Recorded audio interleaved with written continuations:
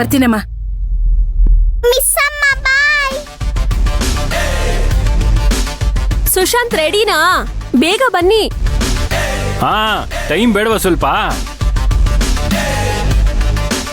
Hello,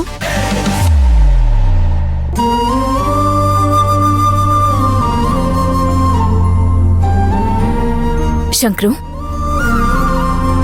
coffee. ಏನ್ ಶಾಂತಿ, ನೀನು ಯಾರಾದ್ರೂ ನೋಡಿದ್ರೆ? Thank you. ಚಿನ್ನು, ನನ್ನ ಮನಸ್ಫೂರ್ತಿಯಾಗಿ ಕ್ಷಮಿಸಿದ್ಯಾ ಅಲ್ವಾ? ಇಲ್ಲ, ಮತ್ತಿನ್ನೇನ್ ಶಾಂತಿ, ನಾನ್ ಕ್ಷಮಿಸುವಂತ ತಪ್ಪು ನೀನ್ ಯಾವುದೂ ಮಾಡಿಲ್ಲ, ಇಂದೂ ಮಾಡಿಲ್ಲ, ಮುಂದೇನೂ ಮಾಡಲ್ಲ.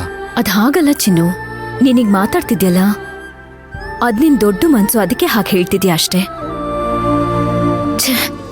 ನಿನ್ ಮೇಲೆ ಸುಮ್ನೆ ಕಳ್ತನದ ಅಪವಾದ ಬರೋದಕ್ಕೆ ನಾನೇ ಅಲ್ವಾ ಕಾರಣ? ಹೇಗಾದ್ರೂ ಮಾಡಿ ಅಣ್ಣನ ಹತ್ರ ಹೇಳ್ಬೇಕು ಅನ್ಕೊಳ್ತೀನಿ, ಆದ್ರೆ ಆಗ್ತಾನೆ ಇಲ್ಲ.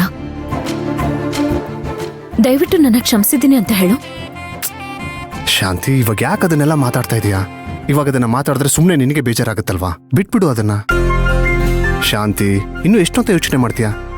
ನೀನೇ ನೋಡ್ದೆ ಯಜಮಾನ್ರು ಮನೆ ಬೀಗದ ಕೈಯ ನನಗೆ ಕೊಟ್ರು.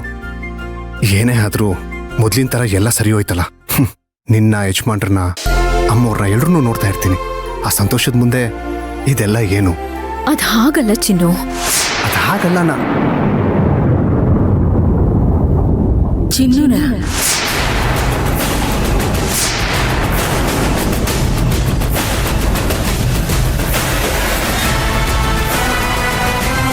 ಅಮ್ಮ ನಿನ್ನನ್ನೇ ಕೇಳ್ತಾ ಇರೋದು.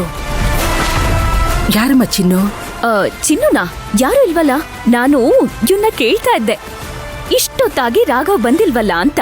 ಹಾ, ಅದೇ. ಇಲ್ಲ ಕಣಮ್ಮ, ನನ್ ಕಿವಿಗೆ ಬೇರೇನೋ ಬಿತ್ತು, ಹಾಗಾಗಿ ಕೇಳ್ದೆ ಕಣಮ್ಮ. ನೀನೇನು ತಪ್ಪು ತಿಳ್ಕೊಬೇಡಮ್ಮ.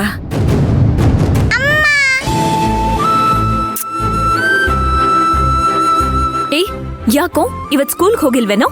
ಇವತ್ ಸ್ಕೂಲ್ ಇಲ್ಲ